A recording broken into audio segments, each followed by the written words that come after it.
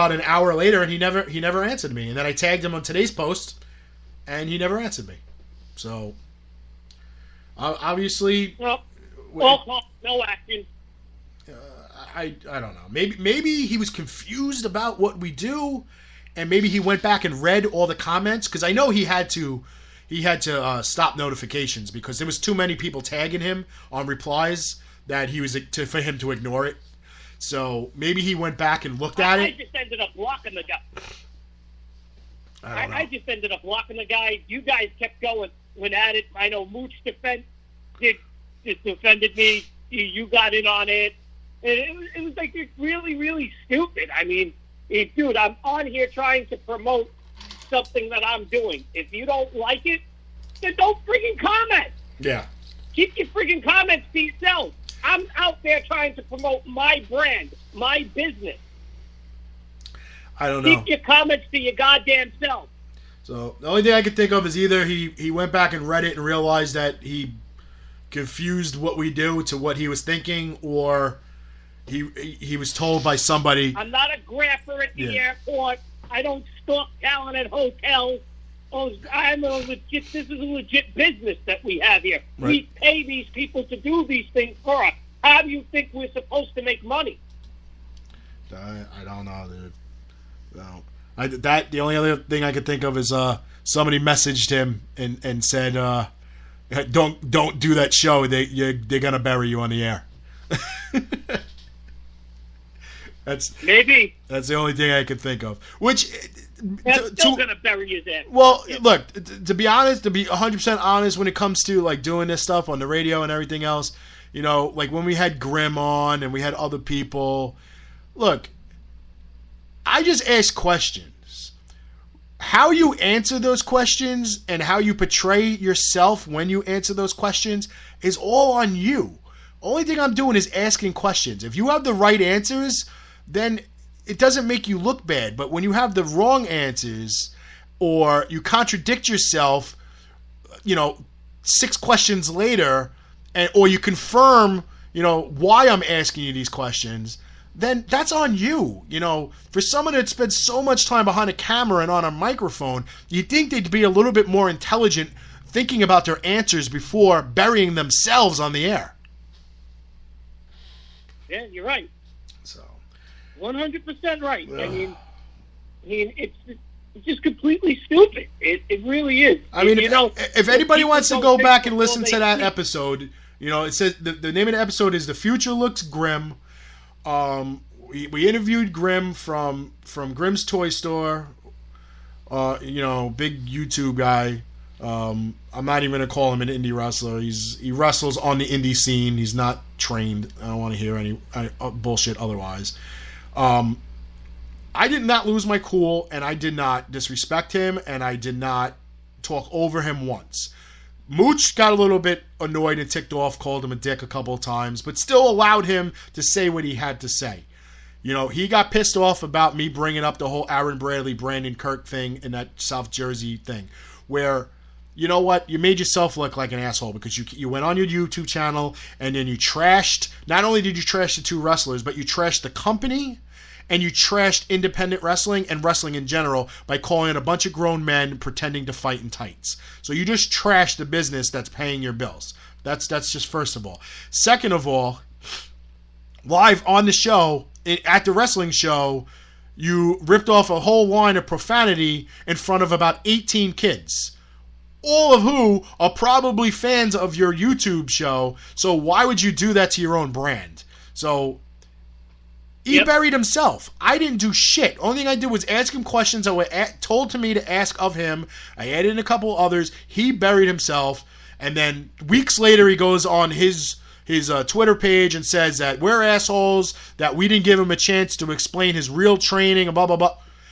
You were on the show for 40 minutes, dude. You had all ample opportunity to tell us about your training, and the only thing you were able to tell us was that you spent a couple of months at Iron Mike Sharp's gym, and you went to a Creator Pro show as a guest, and you talked to Kurt Hawkins before your match. That was the extent of your training. And then you also said you did training in a garage.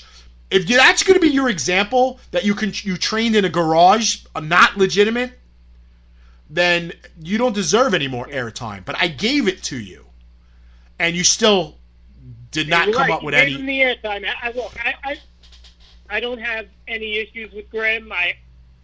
Grimm and I get along with, just casual. Every time I see him, say hello to him. How you doing? And blah blah blah. I mean, I don't have a dog in this fight at all. But you're saying you're training in a garage, dude? Not real training, dude. I'm sorry. Like I said, it is what it is. All I know is after that show, and I'm not exaggerating because I have them all highlighted in a folder, I received 150 emails. Combination of emails, texts, private Facebook messages, direct messages on my Spreaker account. Not one of them was hate towards me. Not one of them was negative.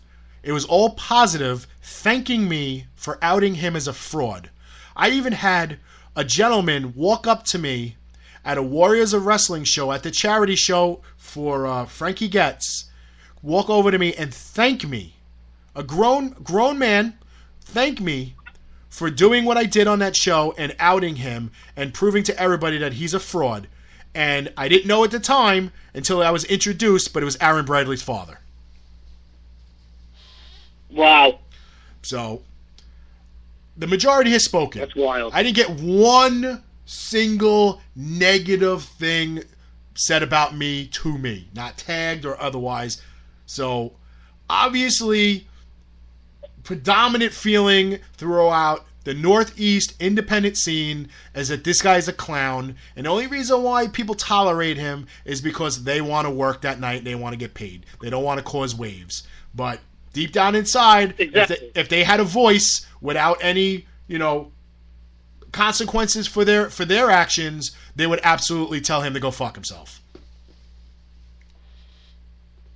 And again, it is what it is. I mean, like I said, I don't have a dog in this fight, and I don't have any hard feelings toward Grimm at all. But it's just, I mean, when you're and he basically buried himself, and you're getting all this positive feedback from everybody, plus the guy that approached you at the Warrior show, you're obviously doing something right.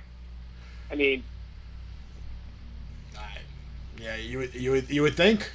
You would think. I mean, nobody came up to me and said, "Yo, dude, that was fucked up. I can't believe you did that." Like, well, nobody had anything to say about that. No.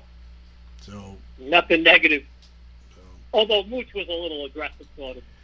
If you want to do the whole good cop, bad cop crap, I mean, I guess we kind of played it that way. But look, I'm trying to keep a level head, and I'm trying to run a fair interview where if somebody's going to get buried, they're going to pretty much do it themselves, which he did.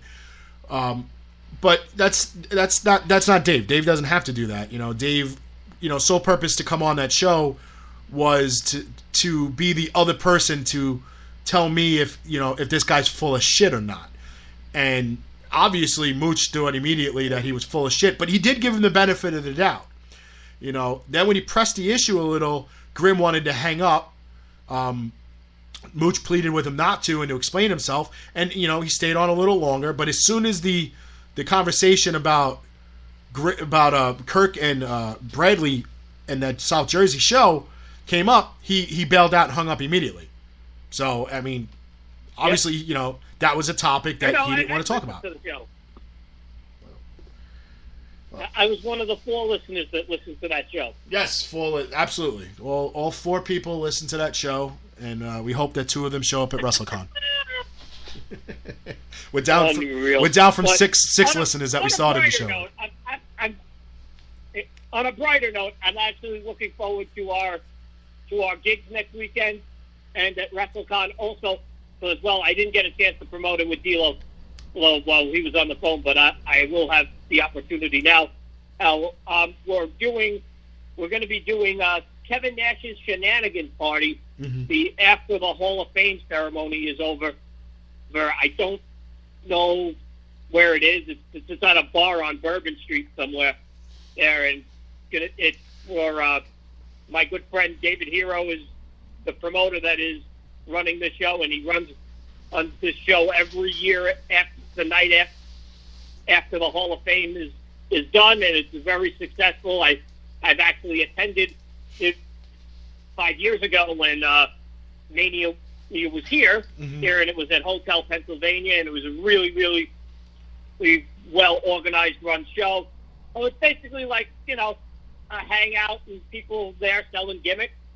I'm down there to make the most of my time and to, make the most money I possibly can. Well, I got invited to it last year. I got invited to it this year. I just, Friday night, I'm just gonna relax.